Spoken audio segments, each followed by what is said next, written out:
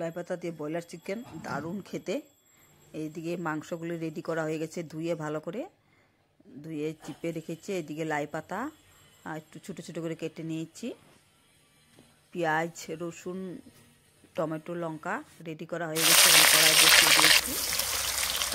কাঁচা লঙ্কা পেঁয়াজটা আগে ঢালবো।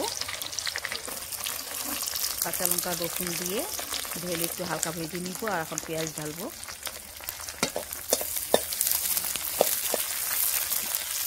পেঁয়াজটা লাল লাল করে ভেজে নিব।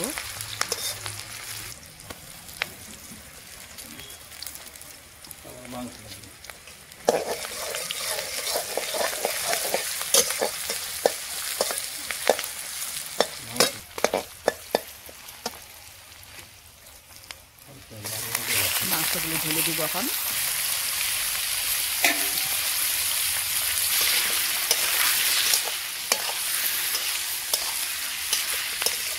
মাংসগুলো ঢেলে ভালো করে ভেজে নিব। সাথে নুন দিয়ে দিব। নুনের সাথে ভাজবো ভালো করে। আর একটা মতন টমেটো ছোটো ছোটো কেটে নিয়েছি, টমেটোটা ঢেলে দিব।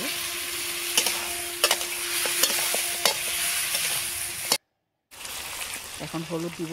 মাংসটা ভাজা ভাজা হয়ে গেছে, এখন হলুদ দিয়ে দিব। হলুদের সাথে একটু ভাজবো।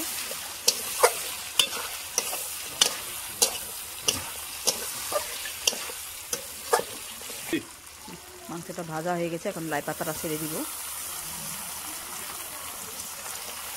লাই পাতার সাথে হালকা ভেজে নিব। এখন মশলা ছাড়া ব্রয়লার চিকেন খেতে কিন্তু অপূর্ব টেস্টি লাগে। লাই পাতা দিয়ে বানিয়ে খাবে বন্ধুরা, অনেক ভালো লাগবে। এই দেখো হয়ে গেছে, এখন নামাবো।